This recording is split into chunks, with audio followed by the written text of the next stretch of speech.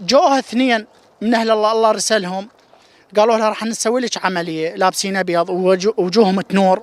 سووا لها العملية، من سووا لها نعمة حالك، من سووا لها العملية وراحوا خلهم برهان خلوا شنو قطن ومزينين شعراتهم، مكان العملية لقيناه موجود. كل الدكاترة يقول لك هاي البنية لازم يفتحون راسها، فالبنية ما عندهم مبلغ، ما عندهم شيء يودونها. ظلت دمار يضربها منها على راسها، يوقف رجليها وديها، مرات عيونها 7 أيام أو 8 أو مرات 14 يوم، أسبوعين عيونها ما تشوف بيهن.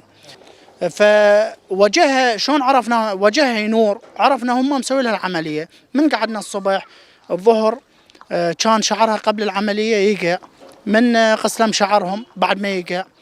مرة مريضة لا حول ولا قوة، مرضها براسها، وزوجها حالته المادية ما تساعد، يشتغل عمالة يوميته 25,000، يوم يشتغل يوم قاعد، يعني حسب الشغل، فما عنده، هو دا يروح يوديها يعالجها ويجيبها.